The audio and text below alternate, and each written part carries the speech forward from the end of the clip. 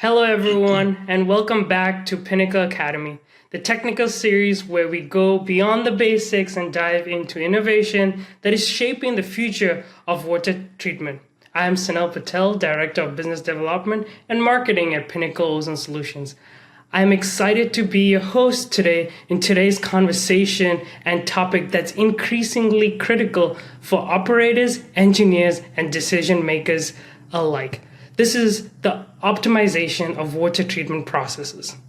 As systems age, regulations tighten, and demand grows, optimization is not just a nice to have. It is a necessary need, whether it's ozone dosing, contact time, integration strategies, or even advanced controls. These all create major gains in performance, reliability, and compliance. Today, I'm joined again by two of the most respected minds in the industry. We have Dr. Saad Jasim, who is the president of SJ Environmental Consultants and former president of International Ozone Association. He brings decades of global leadership in municipal infrastructure, research, and applied AOP. And then we also have Thoram Charanda, who is the chief science officer at Pinnacle Ozone Solutions with over 30 years of experience in engineering, in R&D, and system performance across municipal and industrial markets. Thank you both for being here today. Absolutely. Pleasure. Thank you. So let's dive in. Let's want to talk about the theory part and how we apply it. So this is a question for both of you. When we talk about optimization in the ozone industry, about water treatment, what does it mean in your perspective? Is it process efficiency, better monitoring, less downtime, or all of the above? What does this mean to you? Well, I break it down in a couple of different categories. The first part is the control of the ozone itself.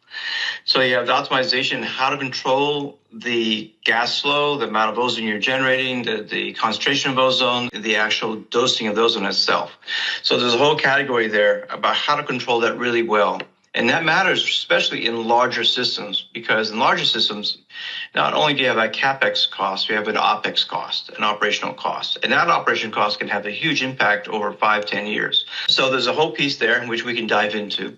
And then you have the optimization on the process itself, the actual reason why you're using ozone, and how to optimize that process. And that gets really deep in the details, where I'm sure Saad's going to really love to get into as well, and the chemistry of it, because ultimately, you're using ozone for a purpose. And the purpose is to affect water chemistry in one way or another. And there's a lot of opportunity there to optimize that. And we can definitely dive into the challenges we have on process chemistry and the process controls and what makes sense there, and how certain things can be assumed to be accurate, assumed to be correct, which is not, and how to really make sure that your process is functioning correctly.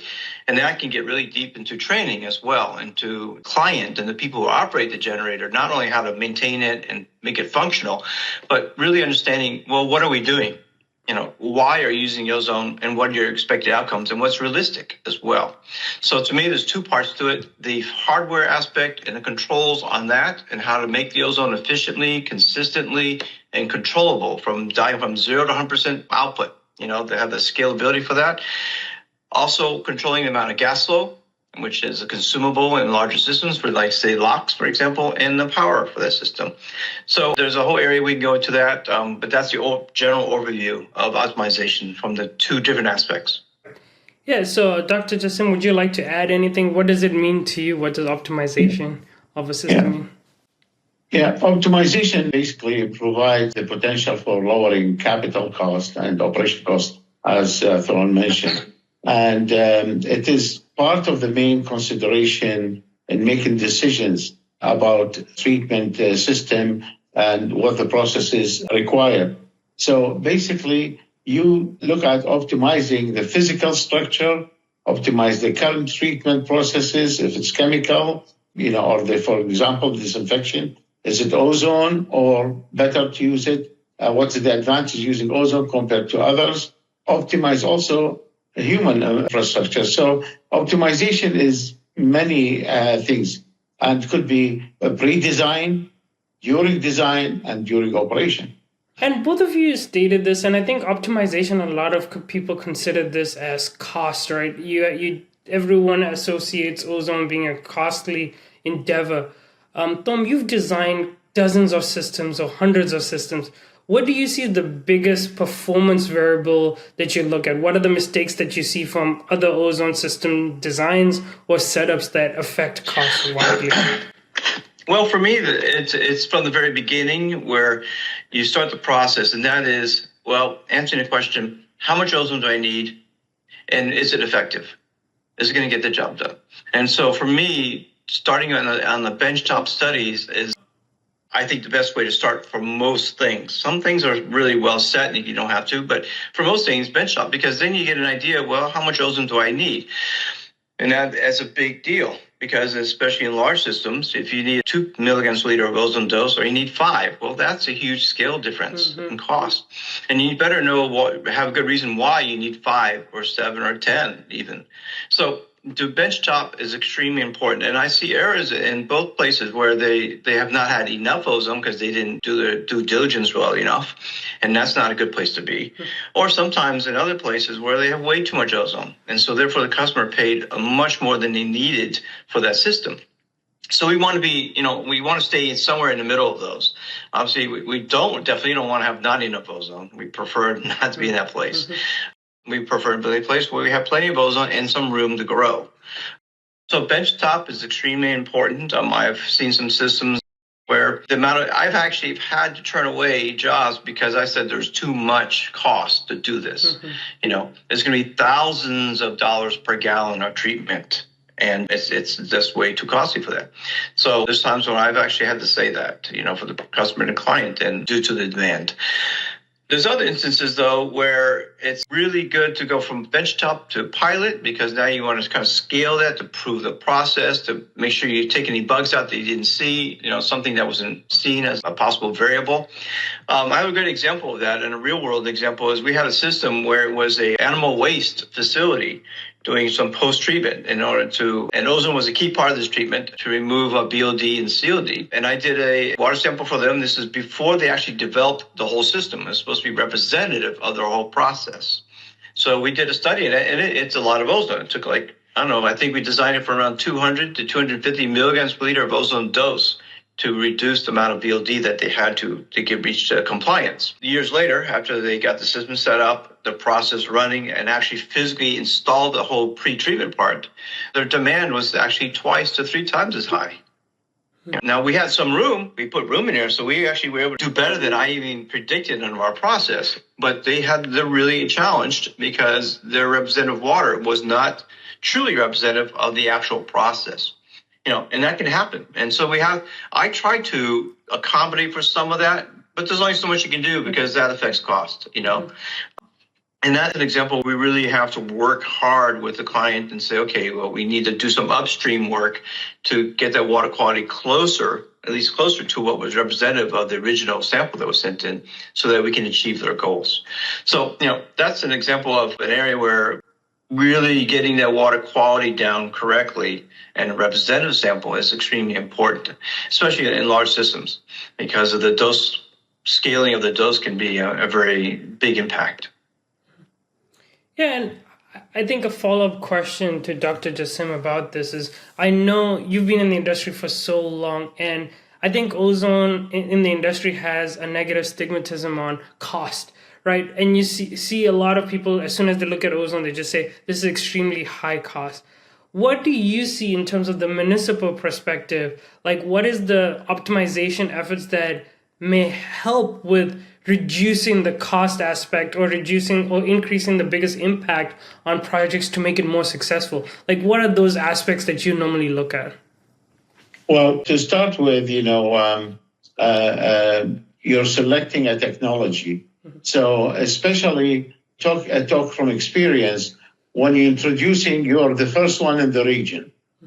And how you want to convince people this is the technology that would solve problems and potential challenges that you might see. So pilot study, and I agree with your pilot study is always pilot plans provide you the closest possible information that you need to design a full-scale operation.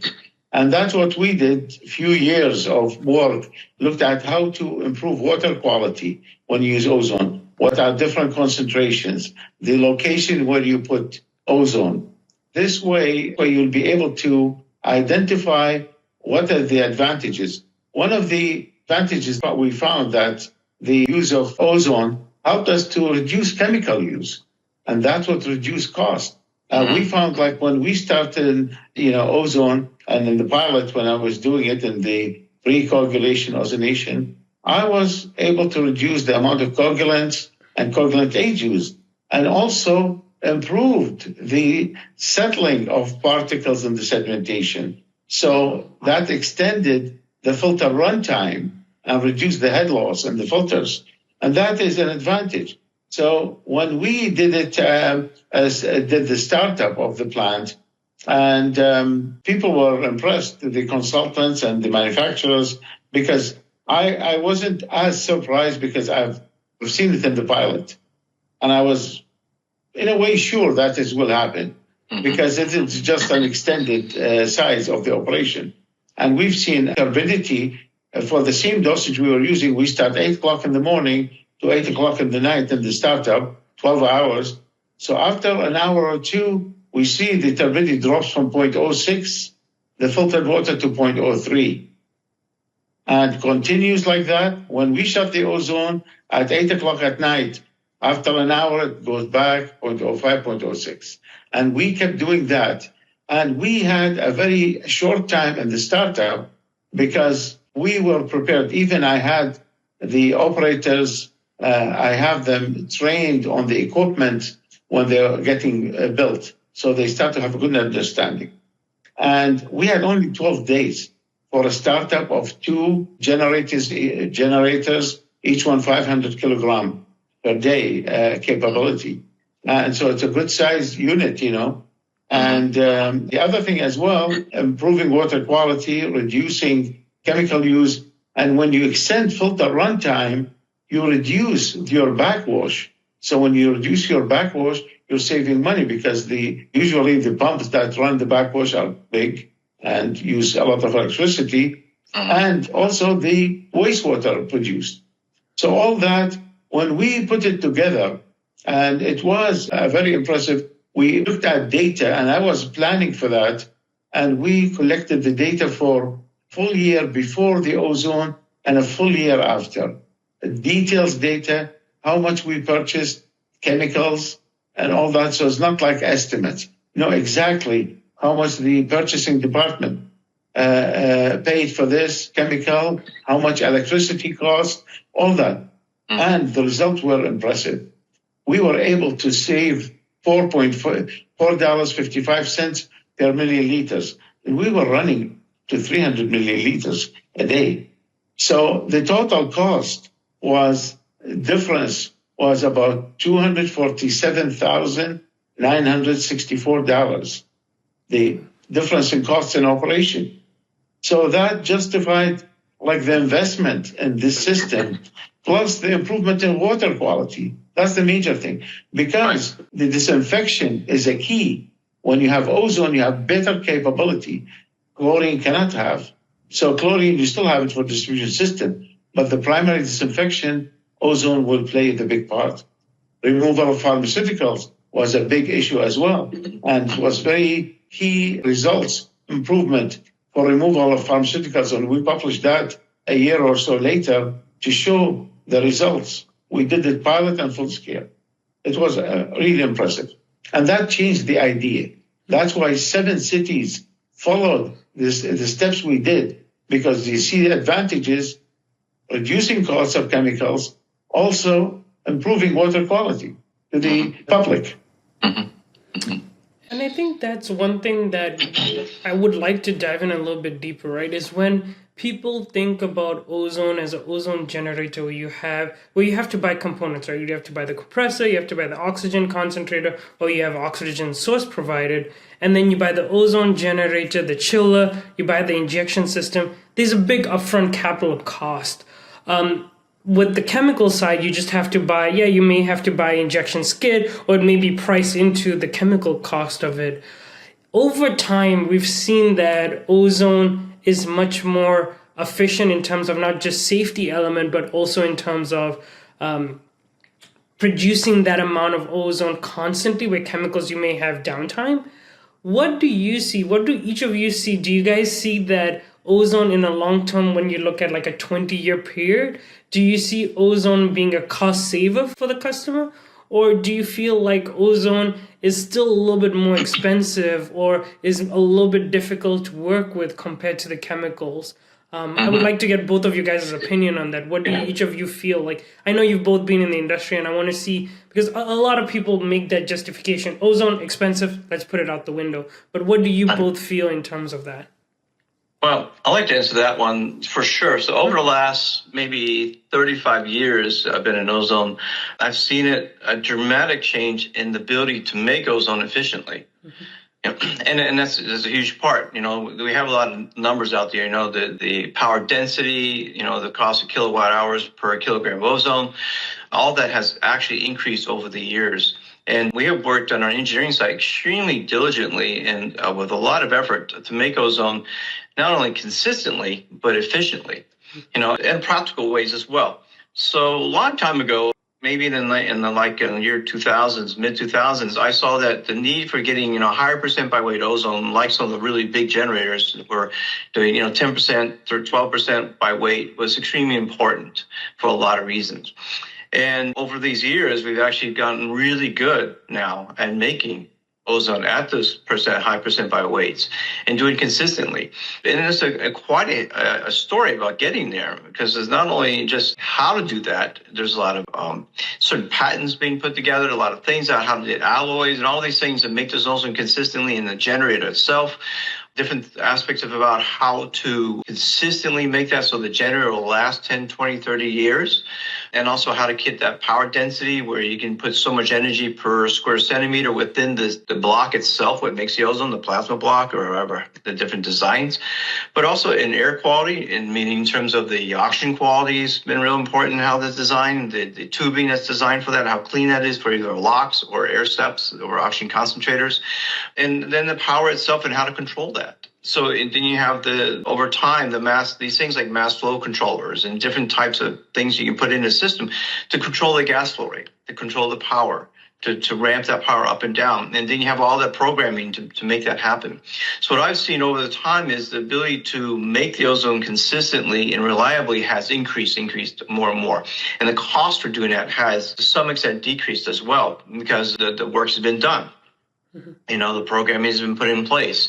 On the other side, I always look at it, from how you make the ozone and how efficiently can you make that ozone to reach your 10 to 12% and how much power it takes to get there, and that efficiency aspect of it, but also in the injection of it. So then we go from the gas to the liquid part, and obviously we have to be able to get that ozone dissolved into the process stream efficiently.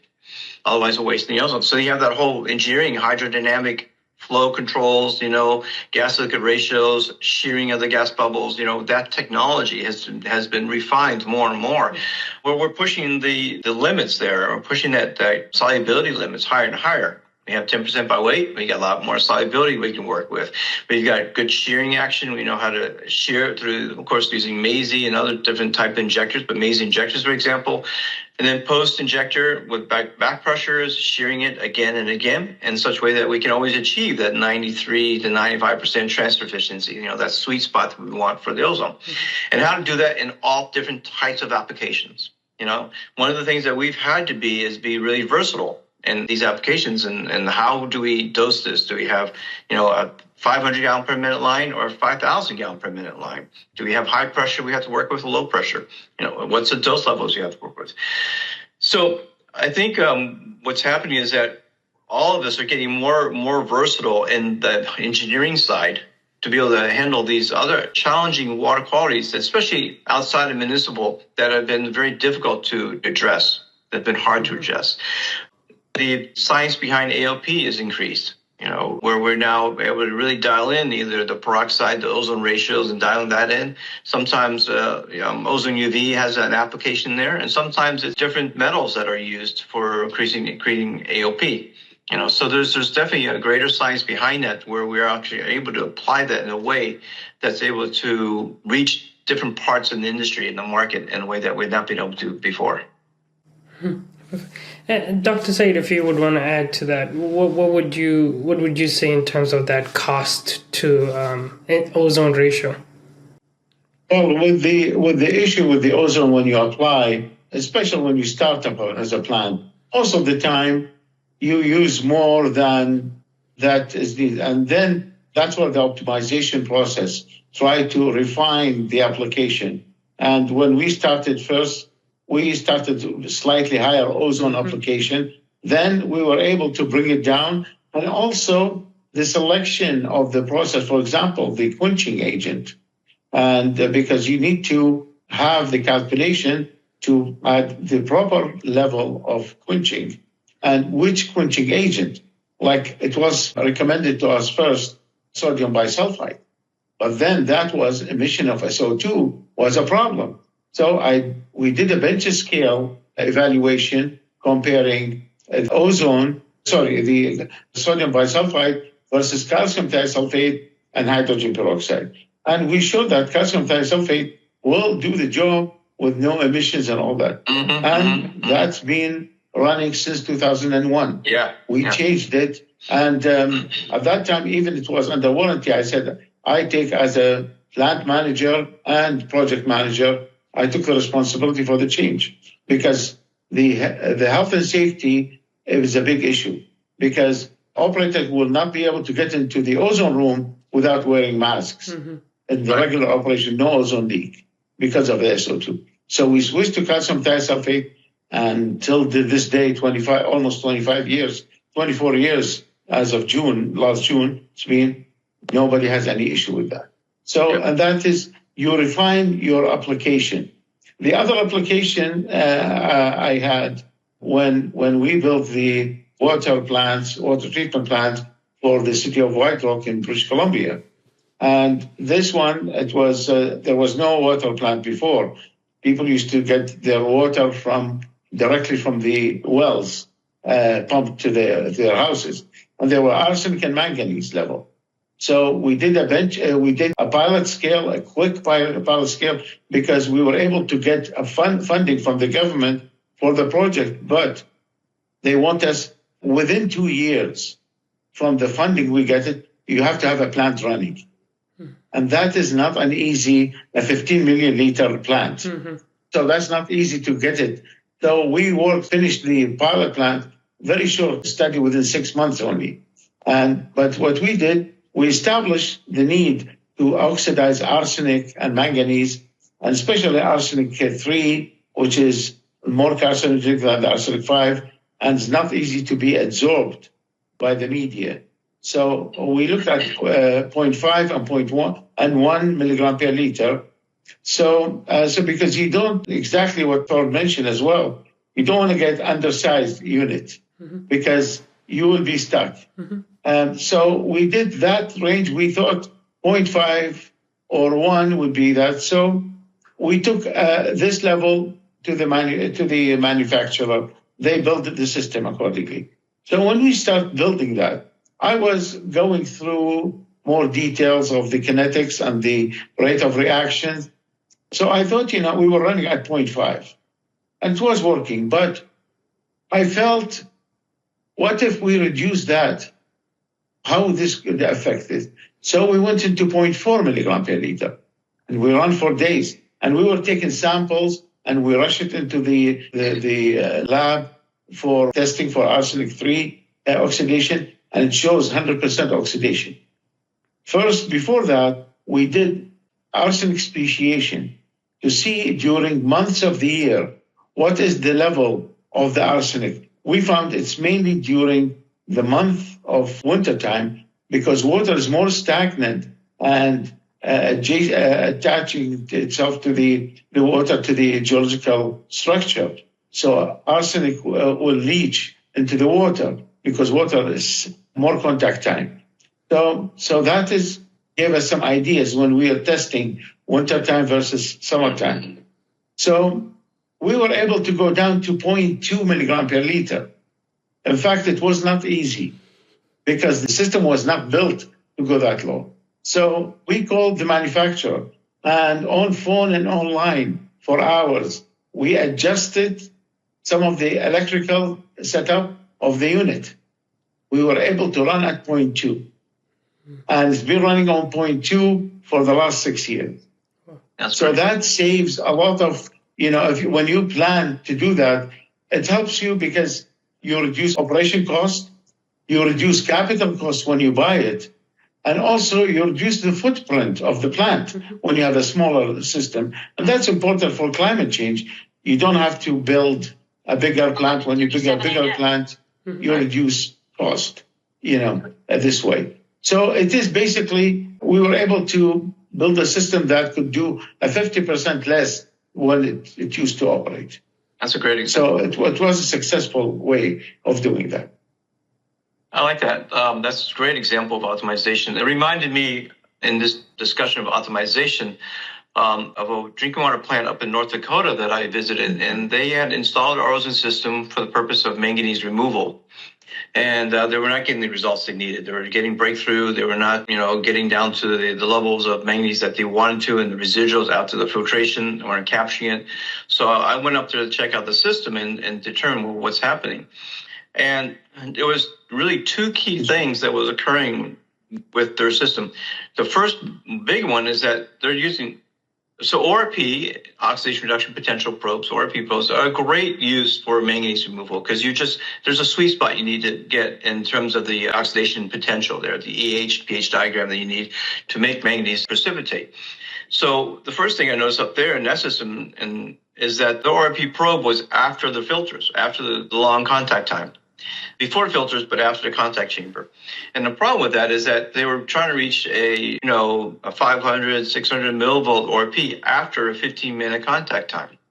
Well, the problem with that is that they're consistently over-ozonating. So you may know when you're ozonating for manganese, we're looking for the conversion to manganese 4, where it forms manganese dioxide. But because manganese has higher oxidation states, ozone can drive that up to a level where it becomes permanganate or purple water. Pink or purple water, and that's not soluble. It's soluble, it's not insoluble, so you can't filter it. So with manganese, you can definitely over-ozonate, right? So you have to find a level where you can hit that EH right perfectly, where you form manganese in the 4+ state, it precipitates as manganese dioxide, and then you can physically remove it. So what I did is I took the position of the probe and put it upstream of the reaction tank, so they can see the oxidative level before it hits that tank, and then they can be able to manipulate that a lot better, in terms of not only seeing the level of ozone where they need to get that proper ORP signal, but also response time for the PID to work even better. The second part was finding a sweet spot for them, finding that point and the set point where they needed to put the ORP set point so the ozone would not over-ozonate or under-ozonate for the removal. And, we did a number of iterations where we would, set it to 500, 50, 600 millivolts, and then we'd do, pre and post studies and so on. And at the end of the day, once we dial it in and we had the ORP probe in the right position, they were able to get their manganese down to the regulatory levels and meet their target very easily. So that's an example of process optimization that you need to look at and understand, what's happening with the process? What's the chemistry that's driving this? And where do you need to make changes in order to make the system work correctly and as designed?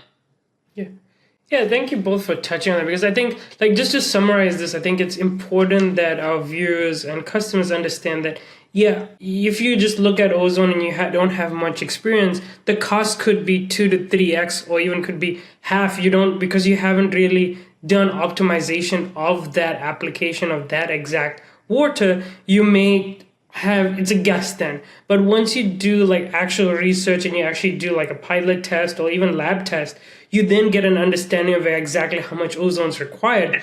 And that would help you get a better understanding on pricing. And I think that's extremely crucial in understanding that. That's why that negative stigmatism about ozone being so expensive is just because there's been a guessing game for so long.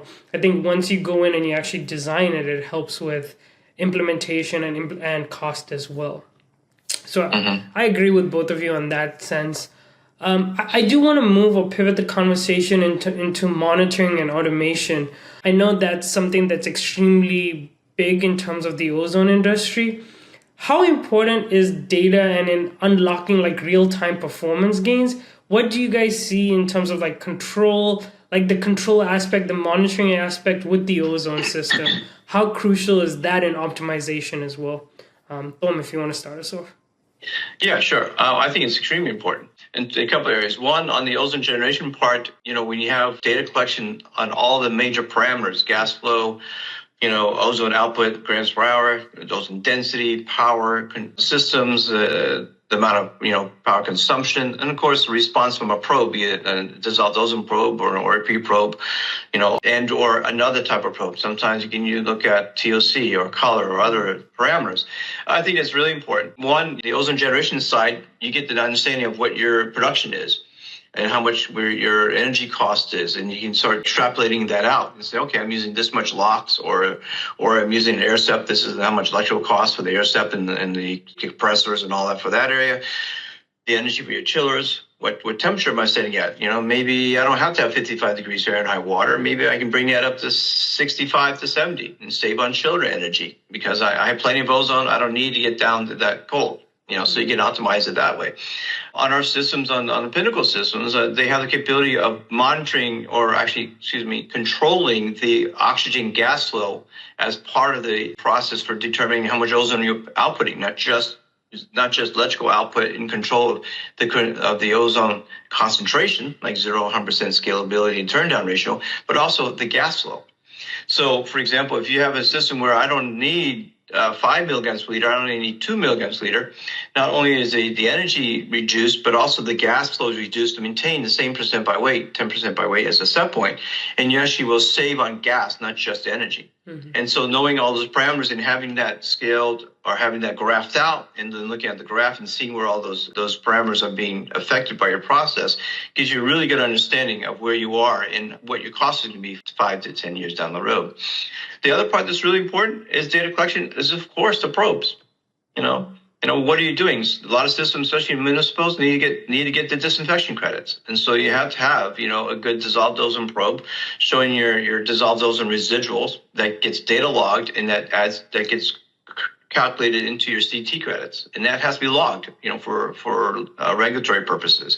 So it's extremely important that those are maintained well and are set in in the proper places for determining the amount of ozone concentration that you have to have for your disinfection process.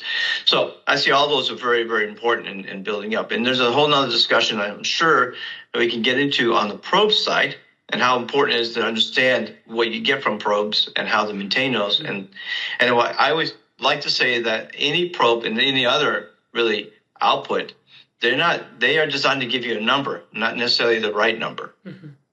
Right. So it really takes, proper training to make sure that you're getting the right number, not just a number. And that's real important to understand. Okay. Yeah, I totally understand that. Dr. Jasim, same question to you is how do you see the two working with each other? Well, the thing is, you need to set up your goals. Mm-hmm. What you want to achieve, as Thoram mentioned as well. For example, you put, the ozone to me for disinfection. And you set up what is your treatment goals? How many log inactivation for GRD, crypto, and all that. And in your system, when it's running, and you see, has that changes? Are you able to do that in the system and do it or not? And before that, in fact, how your system is able, you have to have some knowledge. And that's what we did. We did ozone decay study. Mm-hmm. So, on that water quality, what is the ozone decay to have it in the equation of the ozone calculation. And also we did a tracer study and that is a good way to optimize the application. So the results showed that we have to add baffles in the system, right, to achieve the goal that we want to achieve. So we set up the goal and we have to do the steps, what we need to do. So we added the baffles, and the goal was to have 2 log inactivation cryptosporidium in summertime and 1 in wintertime. And wintertime is a bit difficult, especially in our area. Temperature could go as low as 1 degree for the water. Mm-hmm. So you need to have, so what we did, we start to think outside the box. We included 2 flocculation basins as part of the ozone contacting time. And we calculated the trace through this tracer study, including that, and to get the right T10 over T for the design of that to achieve that. And based on that, we found that we were able to achieve our goals.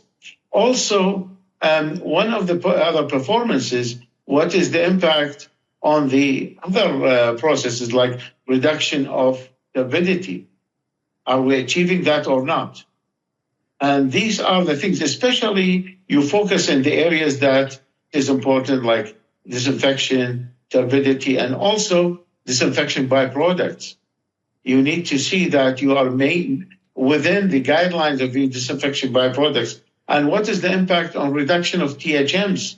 And the calculation showed we reduced it by almost 50%, the THMs. We went down from 70 or 80 down to 20 almost, most of the time. And it was successful because this is what the public need to see. Less chemicals, less disinfectant byproducts there in the system. So based on that, you are able to see that your system is working. And you see is going back into when you're putting your guideline for login activation, are you able to meet it in winter and summer according to your calculation or not? What if not? And one time we saw a problem in the beginning. It was because the contractor did not clean the pipes properly, oxygen pipes. We saw a decline in the operation of the generator. We were not meeting the performance of the generator. So I made a decision, let's shut it down. So we took the generator off. I opened it. We took a swipe and we found like a color, an orange color. And then we took the oxygen line and we took a swipe and we saw the same thing. And that means contaminants. And I requested at that time as a project manager, any chemical used, I want to see the MSDS for it, to see what content of the chemical. So we send these swabs to a lab certified for these things. And guess what? The result shows the detergent used, the component was there. That means the pipes were not washed. There are certain guidelines for washing the oxygen pipe, and you have to dry it. You wash it with nitrogen and all that, and you have to be washed with warm water and all that to do that, to clean from everything, to make so there will be no detergent residual, and then you dry it. So all this, I provided that to the contractors. Unfortunately, they didn't follow that. So we called the manufacturer, and they cleaned up the generators. They did one at a time and cleaned the pipeline. We called the contractor, and he did the cleanup to the pipelines and all that. And the system went back to normal. So that's why you need to investigate to see why the performance is not going. And you see whose mistake is that. That's why data collection is important. Yep. You have something to go back and check. If I didn't have this list of chemicals in the detergent, I wouldn't know where that came from. And that was that cost was $65,000 to do the job. When you pay for a contract, you take 10% off every time you pay. So I had about $90,000 saved from that. So I deducted the 65. I returned to them 25,000 because they didn't meet the project requirement, the RFP requirement. Yeah, and I think this is exactly where my next question enters. Is optimization is not just about the equipment itself; it's also about the people, right? In this example, we clearly show how important it is for like training, service, and operators buy-in. How important do you guys see? Do you see that as an optimization as well in terms of like people? What are your guys' thoughts on that? I think that's extremely important because they're the ones who are going to be living with that system day in, day out, 24/7.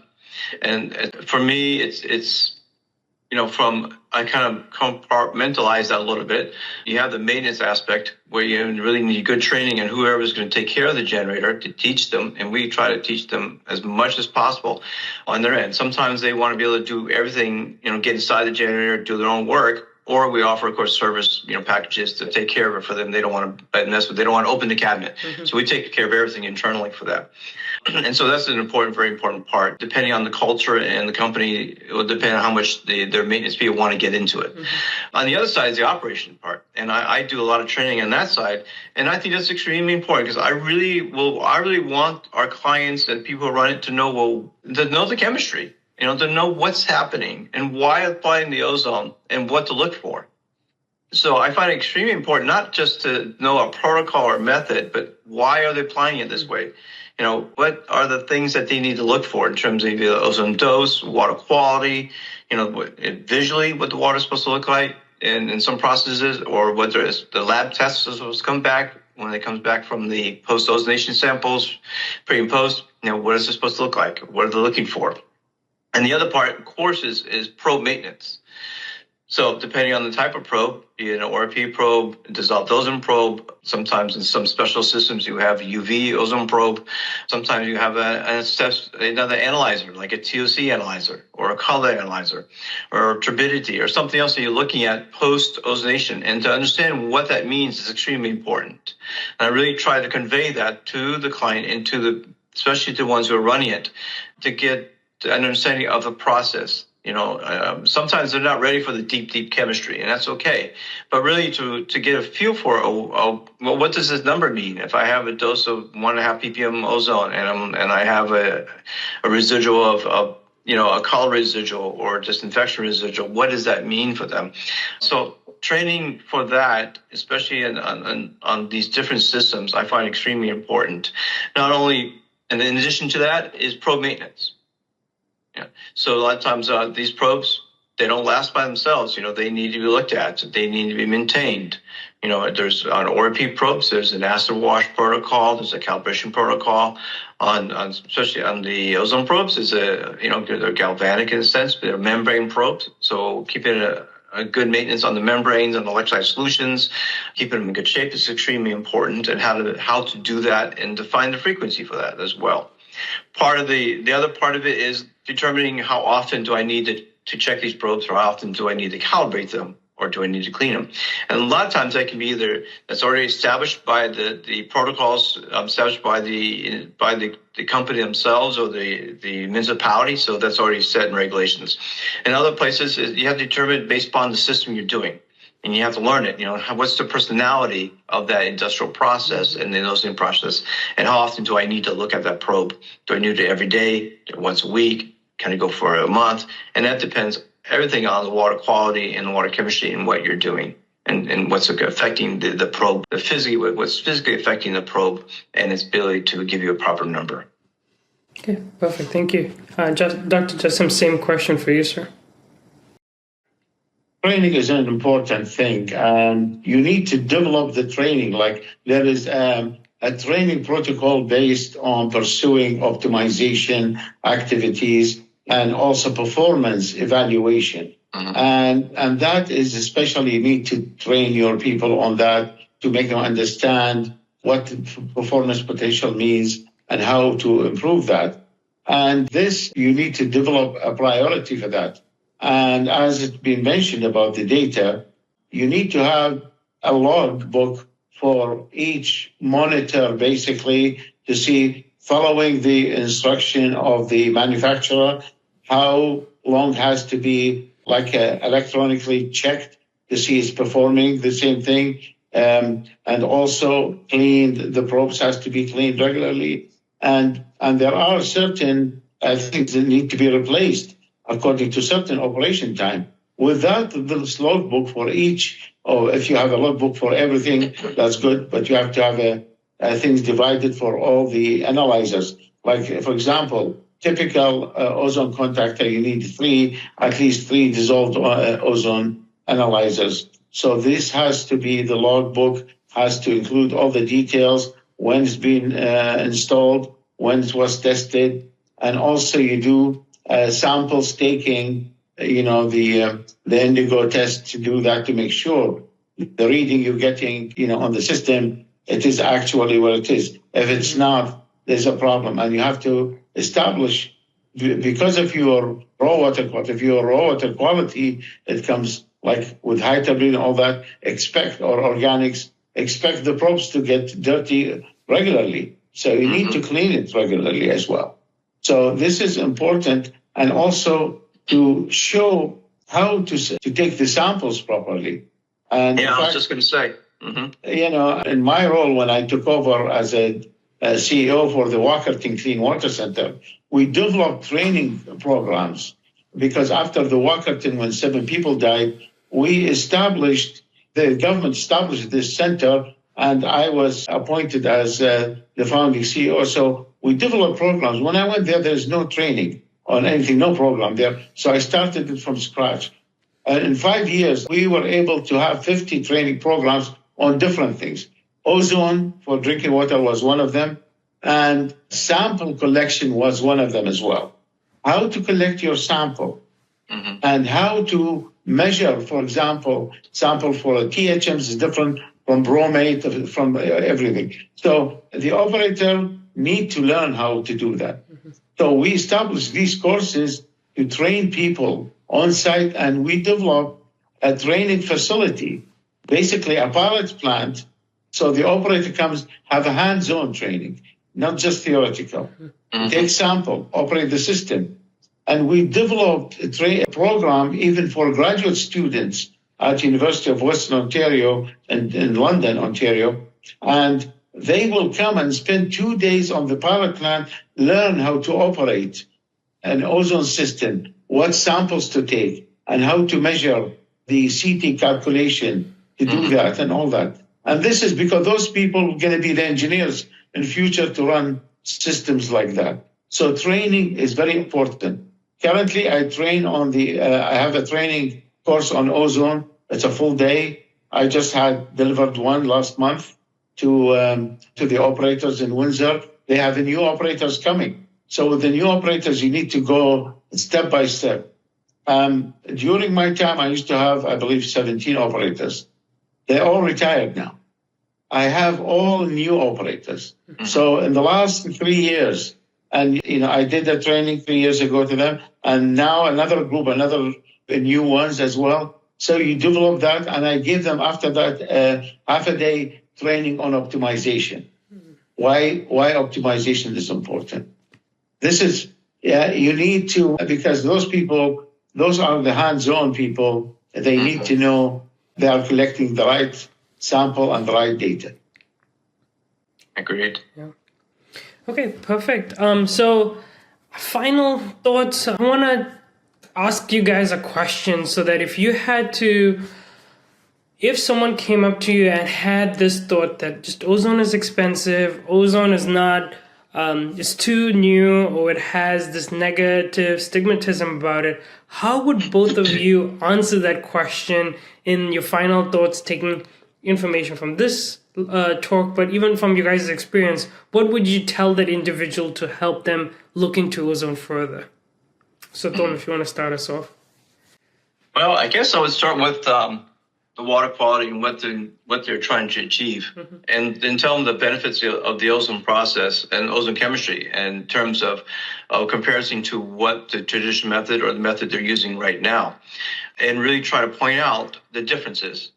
And in terms of, there's, it could be the chemical cost, not, ozone doesn't change TDS, the oxidative power of ozone. You get, better disinfection, lower THMs, whatever the process is. I would really look at the differences and really kind of point that out. Also, that over the years we've gotten to know there's a huge knowledge base available on ozone and its chemistry and how can it impact our process, and that we have a really good idea of what's going on, what's happening with ozone.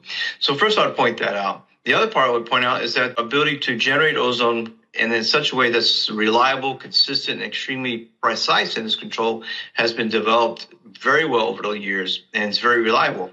And that you're buying a system that not last 5, 10 years, but 20 years, 30 years.